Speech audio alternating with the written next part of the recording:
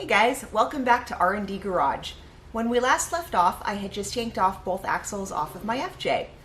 Well, unfortunately, we don't have a press here at the shop, so I took both axles to a local garage and they were able to press out the old bearings and press in the new ones. Yay, shiny parts. Okay, I'm going to set this aside and now I'm going to pull out the old seal on the axle housing.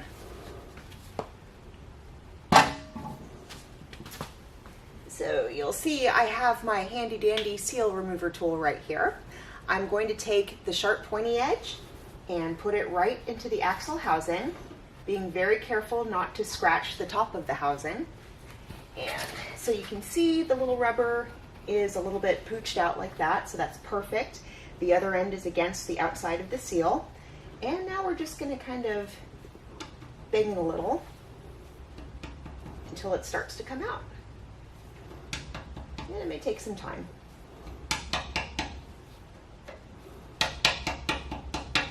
You can see it's starting to press out. This is great. Oop, there we go. There's our old seal. Okay, this part is done, and now we're going to move on to the next. Okay, now that the old seal is out, we're ready to replace it with the new one. So while the old seal is out, this is also a good time to check it out and clean it up of any leftover spills like oil, grease, or anything else that might have been in contact. Okay, and now that it's freshly clean, go ahead and look, see if there's any rust, scratches, abnormalities, anything else that might get in the way of the install. And it looks like we're good. Okay, so we're ready to install the new seal.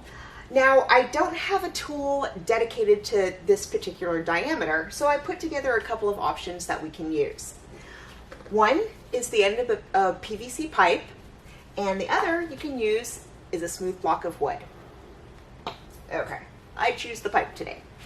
So what we're going to do is first place the brand new seal into the axle housing, metal side out, exactly how the old seal came out.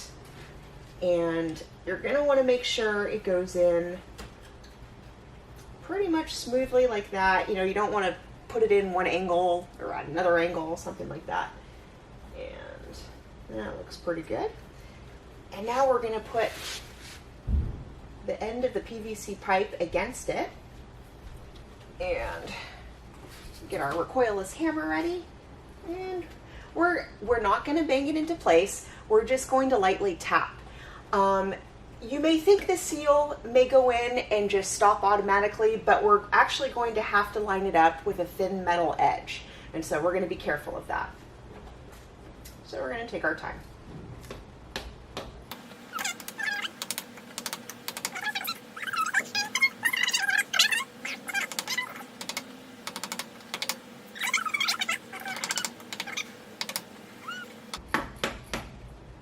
Okay, it's looking pretty good.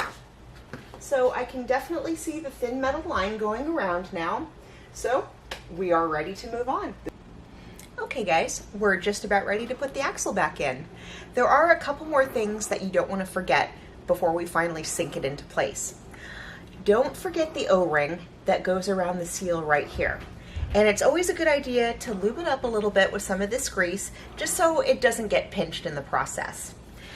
After we lube up the O-ring and put that on, we're going to put some more of this grease inside the seal itself. And as you can tell by the white residue, that's exactly what I did. Then we're going to come down here and we're going to put more grease in the inside of the bearing right here as well. Okay, now before we sink the axle, just be careful. We don't want to scratch any of the brand new parts. We want to take our time and make sure everything lines up. Like the screws right here back into the holes. And yeah, let's do this.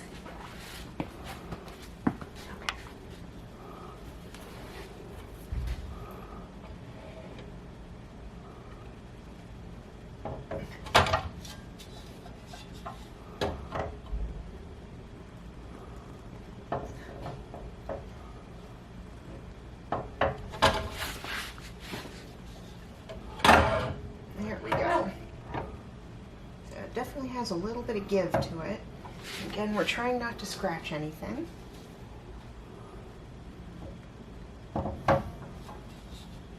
This is the hard part.